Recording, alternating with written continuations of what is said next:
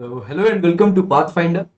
And दोस्तों, आपके सामने एक नया कोर्स लेके आए हैं जिसमें डेली 4 PM शाम को होगी ये क्लास।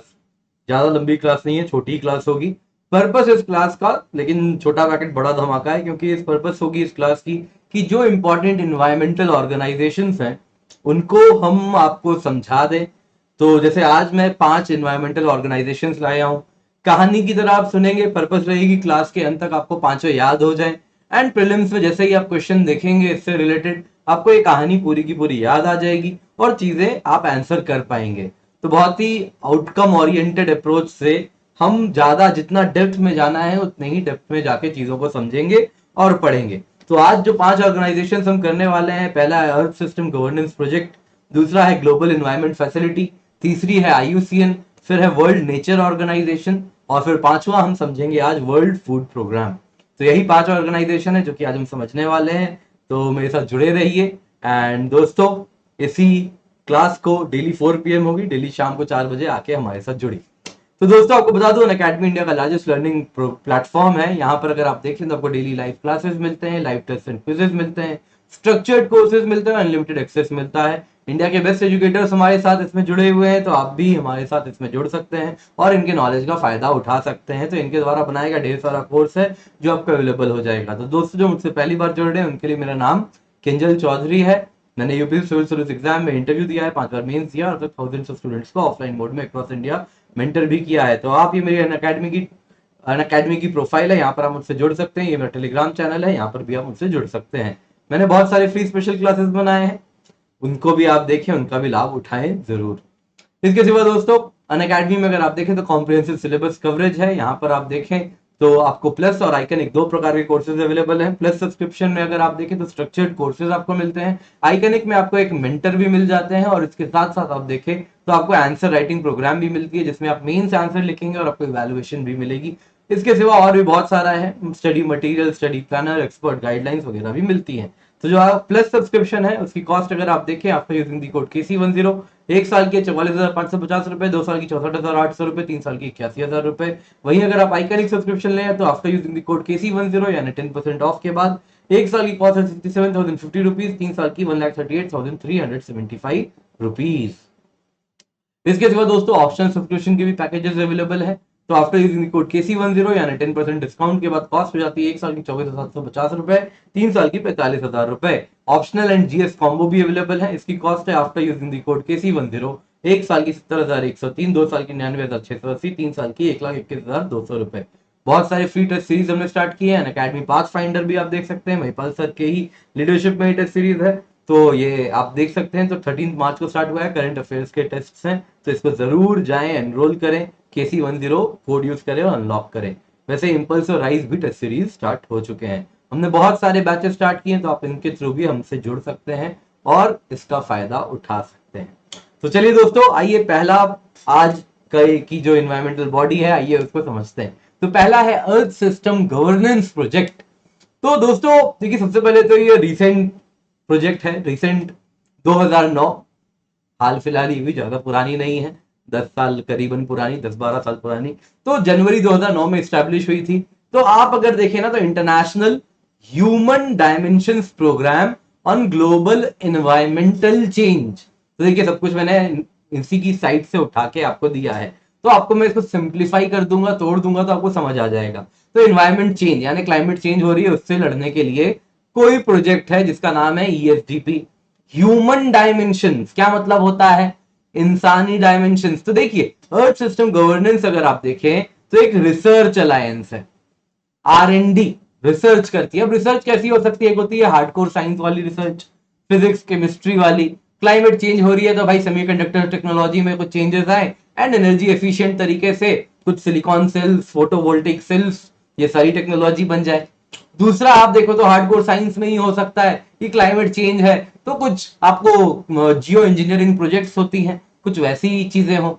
दूसरा क्या हो सकता है क्लाइमेट चेंज को ही एड्रेस करने का और एक डायमेंशन, वो है ह्यूमन डायमेंशन, सोशल साइंस वाला डायमेंशन। यानी कि आप अगर सोचें कि भाई अगर क्लाइमेट चेंज हो रही है तो कौन कर रहा है? एग्रीकल्चरलिस्ट भी बहुत बड़ा रोल प्ले करते हैं। पैडी कल्टीवेशन करते हैं, animal cultivation, life stock cultivation करते हैं, लाइफ स्टॉक मिथेन रिलीज करते हैं, पैडी मिथेन रिलीज करती है, क्लाइमेट चेंज होता है, एग्रीकल्चर के दौरान वो जंगल काटते हैं और खेती हो रही है। तो ये क्या है, सोशल साइंस वाला डायमेंशन है। कैसे किसान को इंटीग्रेट करें क्लाइमेट चेंज से लड़ने के लिए, कैसे आप जूम कल्टीवेशन करने वाला कोई ट्राइबल पॉपुलेशन है, कैसे उसको इंटीग्रेट किया जाए इस क्लाइमेट चेंज से लड़ने के लिए। तो ये कौन सा एस्पेक्ट है, सोशल साइंस एस्पेक्ट है। तो अर्थ सिस्टम गवर्नेंस प्रोजेक्ट का मेन फोकस है इसी सोशल साइंस रिसर्च नेटवर्क में कि कैसी पॉलिसी बनवाई जाए, कैसे पॉलिटिकल सॉल्यूशंस ढूंढे जाए क्लाइमेट चेंज से लड़ने के लिए, कैसे पॉलिसीज बनवाई जाए, कैसी गवर्नेंस करवाई जाए। तो ये क्या है, अर्थ सिस्टम गवर्नेंस प्रोजेक्ट का काम है। तो किसको फोकस करता है, पॉलिटिकल सॉल्यूशंस क्या हो, क्या चैलेंजेस है क्लाइमेट चेंज के पॉलिटिकल और उनके क्या सॉल्यूशंस हो, क्या गवर्नेंस मैकेनिज्म्स हो क्लाइमेट चेंज से लड़ने के लिए, जो कि क्लाइमेट चेंज की वजह से, जिनकी वजह से हो रही है। तो ये सारे एस्पेक्ट्स को डील करती है ईएसडीपी। तो policy responses, earth system transformation जो हो रही है उससे लड़ने के लिए ईएसडीपी प्रोजेक्ट है। तो ये उसका लोगो है। चलिए दोस्तों, तो अगली बॉडी है जीईएफ। आप लोगों को मालूम ही होगा, कभी ना कभी शायद सुना होगा। तो देखिए ये बनी कब है, अक्टूबर 1991 में। तो 1991 का टाइम है, ये कौन सा टाइम है, ये टाइम है रियो अर्थ समिट का टाइम। रियो अर्थ समिट आपको मालूम होगा जब हुई, तो रियो अर्थ समिट के दौरान आप अगर देखें तो दुनिया के सामने 4 मेजर चैलेंज आई थी।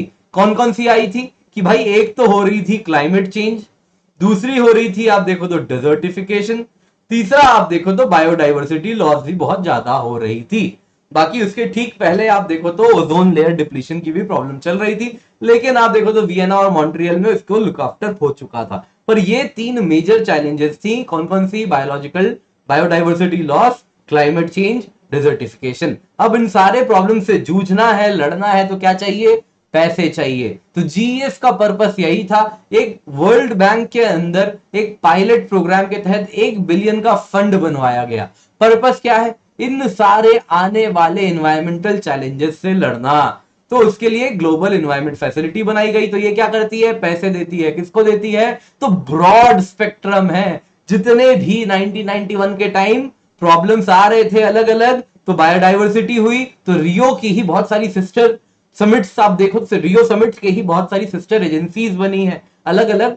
आप देखो तो कन्वेंशन आए हैं। तो रियो समिट से ही निकल के आई CBD, convention on biological diversity, उसी से निकल के आई UNFCCC, UN framework convention on climate change, उसी के दौरान निकल के आई UN convention to combat desertification. तो इन तीनों को पैसा, अब भाई डिजर्टिफिकेशन रोकनी है तो पैसा तो लगेगा ना, कहीं पे रिवर्स करना है लैंड डिग्रेडेशन तो पैसा लगेगा, बायोलॉजिकल डाइवर्सिटी रोकनी है, उसकी लॉस रोकनी है तो पैसा लगेगा, क्लाइमेट चेंज हो रहा है तो गरीब देश को प्रमोट करना है कि तुम रिन्यूएबल एनर्जी की तरफ मूव करो तो पैसा लगेगा। तो ये सारा पैसा कहां से आएगा, तो जीईएफ से आएगा। वैसे ही Stockholm convention on persistent organic pollutants को पैसा कौन देगी, जीईएफ देगी। परसिस्टेंट ऑर्गेनिक पोल्यूटेंट क्या हुए, ये वो पोल्यूटेंट है जो कि आप अगर देखो तो अपने इकोसिस्टम में वो स्टे करते हैं, वो जल्दी डिग्रेड नहीं होते, वहीं के वहीं पड़े रहते हैं। वैसे ही Minamata convention on mercury, mercury जो एक टॉक्सिक वेस्ट है और वो मर्क्यूरी पॉइजनिंग हो जाएगी अगर आप वाटर बॉडीज में रिलीज कर दो।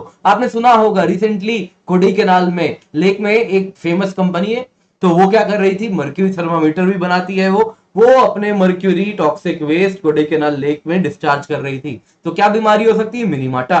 तो मिनीमाटा कन्वेंशन और मर्क्यूरी वेस्ट भी हो रही है, उसको रोकना है तो पैसा कहां से मिलेगा, जीईएफ से मिलेगा। तो जीईएफ अगर आप देखें तो क्या है, अगेन इसमें आप देखो तो 183 कंट्रीज हैं, साथ में आप देखो तो इंटरनेशनल इंस्टीट्यूशंस हैं, एनजीओज हैं, प्राइवेट सेक्टर है, ये सब मिल के ग्लोबल एनवायरमेंटल इश्यूज से लड़ने के लिए काम करते हैं। तो ये एक एमलगमेशन है, कंट्रीज भी हैं, एनजीओज भी हैं, सबका पर्पस क्या है, पैसे पहुंचाए जाए जीईएफ तक और फिर वो पैसे क्या किए जाए, उसको इस्तेमाल करके आप देखो तो ये सारे एनवायरमेंटल चैलेंजेस से लड़ा जाए। एक इसी का मिलता जुलता एजेंसी है, ऑर्गेनाइजेशन है, मतलब पैसे देती है ये भी, अगर आप देखो तो आपको दिख नहीं रहा होगा, यहां पे लिख देता हूं मैं, green climate fund. Green climate fund भी पैसे देती है, लेकिन ग्रीन क्लाइमेट फंड आप देखो तो क्लाइमेट चेंज फोकस्ड है, क्लाइमेट चेंज से लड़ने के लिए ही पैसे आते हैं, कहां से? ग्रीन क्लाइमेट फंड से। ये क्योटो प्रोटोकॉल के बाद बनी थी। तो ये मैं आपको पढ़ाऊंगा जब मैं सारे कन्वेंशन से एक साथ क्रोनोलॉजिकल ऑर्डर में हम पढ़ेंगे, पूरी कहानी की तरीके से पढ़ेंगे, आपको समझ आ जाएगी। तो अभी के लिए इस पे यहीं पर रोकते हैं। तीसरा है आईयूसीएन। आईयूसीएन आप देखें तो क्या है भाई? तो world's largest and oldest global environmental organisation है। इसमें 1200 से ज्यादा मेंबर ऑर्गेनाइजेशंस हैं, जिसमें 200 से ज्यादा तो गवर्नमेंट की ही, अलग अलग देशों की गवर्नमेंट की एजेंसीज हैं, 900 से ज्यादा एनजीओज हैं। तो आईयूसीएन की यूएनजीए में, यूनाइटेड नेशन जनरल असेंबली में ऑब्जर्वर स्टेटस है, याद रखिएगा। इंडिया भी इसकी स्टेट मेंबर है आईयूसीएन की, और आईयूसीएन इंडिया ऑफिस कहां पे लोकेटेड है? न्यू दिल्ली में। रिसेंटली 2007-8 में ही बना है, रिसेंटली है। आईयूसीएन 1948 की एजेंसी है, तो 2007 भी बहुत पुराना टाइम नहीं हुआ। इसकी की फंक्शंस क्या है? तो मेन आईयूसीएन को बनाया गया है भाई बायोडाइवर्सिटी को की जो नुकसान हो रही है, जो लॉस हो रही है, उसको रोकने के लिए, मिनिमाइज करने के लिए। तो ये 3 प्रकार के फंक्शन करती है। सबसे पहला साइंस यानी रिसर्च करना। रिसर्च करके आईयूसीएन रेड लिस्ट बनाती है, जैसे आपको मालूम होगा क्या होता है। आईयूसीएन रेड लिस्ट होता है जिसके थ्रू क्या होता है, कौन सी स्पीशीज थ्रेटेंड है, कौन सी लीस्ट थ्रेटेंड है, कौन सी नियर थ्रेटेंड है, इंडेंजर्ड है, लीस्ट कंसर्न है। तो अलग अलग लिस्ट है। वो कैसे बनता है? तो रिसर्च किया जाता है, स्टैटिस्टिकल तरीके से स्पीशीज को पढ़ा जाता है, और उसके बाद स्पीशीज को कैटेगराइज करते हैं अलग अलग कैटेगरी में। तो ये साइंस का काम कौन करती है? आईयूसीएन। रिसर्च का भी काम वही करती है।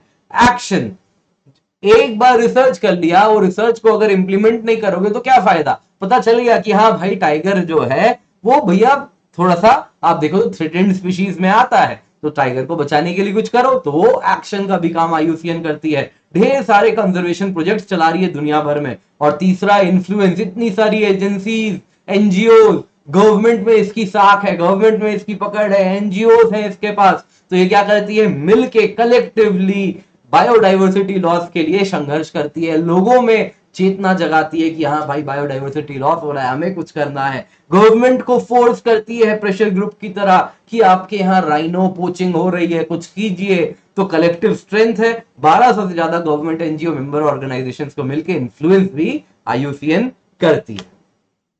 नेक्स्ट है दोस्तों वर्ल्ड नेचर ऑर्गेनाइजेशन। सबसे पहले आपको बता दूं इंडिया इसका मेंबर नहीं है, तो ये हाल फिलहाल की बॉडी है, 2014 में ही फोर्स में आई है। तो अगर आप देखो तो ये एक इंटर गवर्नमेंटल ऑर्गेनाइजेशन है। क्या मतलब? कोई एनजीओ नहीं है, इसमें गवर्नमेंट, अलग अलग देशों की गवर्नमेंट मिलके पार्टनर्स बन गए हैं, और वही पार्टनरशिप क्या हो गई? Inter governmental. हर गवर्नमेंट, अलग अलग देशों की गवर्नमेंट की ऑर्गेनाइजेशन साथ में आके हाथ मिला ली है। तो ये इंटर गवर्नमेंटल ऑर्गेनाइजेशन है, किस लिए बनाई गई?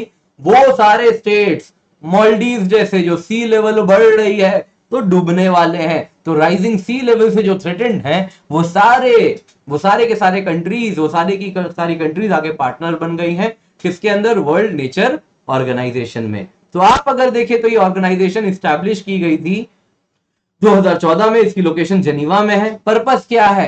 कि वो सब कुछ किया जाए सी लेवल को रोकने के लिए, यानी क्लाइमेट, सी लेवल के राइज को रोकने के लिए, यानी क्लाइमेट चेंज के जो हो रही है उससे बचने के लिए।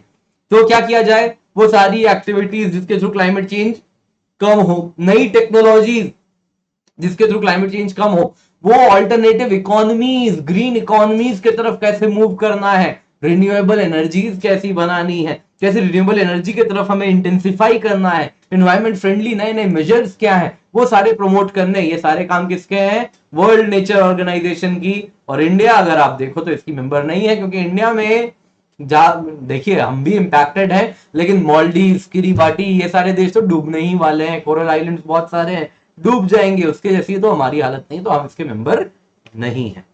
फाइनली ये वर्ल्ड फूड प्रोग्राम, तो इसी को आप देखो तो यूएन वर्ल्ड फूड प्रोग्राम के नाम से भी जाना जाता है। 1953 में इसको एस्टैब्लिश किया गया था, किसने? एफएओ ने और यूएनजीए ने मिलके। तो फूड एड देने का काम है। जाहिर सी बात है, जो देश या फिर जो देश में मान लीजिए कहीं वॉर चल रहा है, या फिर किसी देश में रिफ्यूजी क्राइसिस हो रखी है, या फिर किसी देश में भाई खाना ही नहीं उपज हो रही है, सूखा आ गया, अकाल आ गया, तो उस देशों को कैसे फूड एड दिया जाए, तो ये मेन काम है। तो डब्ल्यूएफपी, इसके सिवा देखिए आज के टाइम में काफी देश फूड सफिशिएंट हो रहे हैं, अपना खाना खुद उगा ले रहे हैं। तो ये ऑल्टरनेटिव जो हंगर से ही एसोसिएटेड है वो क्या कहलाती है? हिडन हंगर, यानी micro nutrient deficiency. Calorific needs आपको चाहिए 2200, 2300, 2100 कैलोरी, 2100 कैलोरी चाहिए पुरुष को, एक एडल्ट को, मेल एडल्ट को, तो वो नीड हो जा रही है। लेकिन मान लीजिए मेरे पास जो मुझे अमाउंट में आयोडीन चाहिए मेरे पास नहीं आ रहा है, मान लीजिए सोडियम नहीं, पोटेशियम नहीं, कैल्शियम नहीं, तो ये सब क्या है, माइक्रो न्यूट्रिएंट्स की कमी है।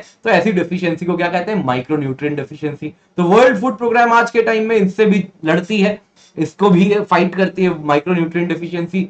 चाइल्ड मोर्टेलिटी कैसे कम किया जाए, मैटरनल हेल्थ कैसे इंप्रूव करें, अलग अलग कम्युनिकेबल डिजीज है उससे कैसे लड़े, एचआईवी एड्स से भी कैसे लड़े, ये सारी चीज भी वर्ल्ड फूड प्रोग्राम्स अपना ध्यान इन और पे भी केंद्रित कर रही है।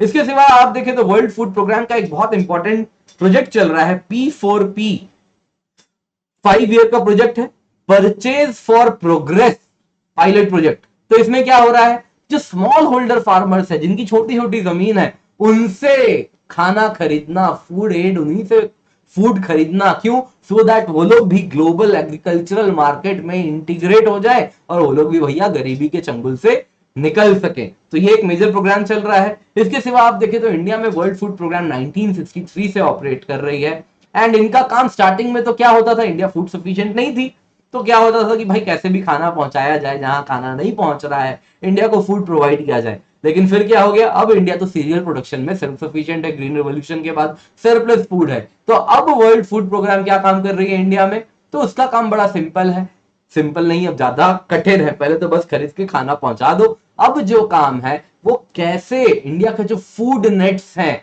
Food net social security nets है, जैसे क्या होता है आपको मालूम होगा कि कैसे खाना आप अगर देखो तो नेशनल फूड सिक्योरिटी एक्ट है, तो कैसे घर घर तक खाना पहुंचाना है। तो ये सारी चीजें जो डिस्ट्रीब्यूशन नेटवर्क्स हैं, टेक्निकली कैसे उसमें इतनी ज्यादा पिल्फरेज होता है, पिल्फरेज यानी लीकेज, वो लीकेजेस को कैसे रोका जाए, कम किया जाए, डिस्ट्रीब्यूशन लॉसेस कम हो, इफेक्टिवली हर घर घर तक कैसे खाना पहुंचाया जाए। तो ये सारे काम आज के टाइम में वर्ल्ड फूड प्रोग्राम इंडिया में देख रही है।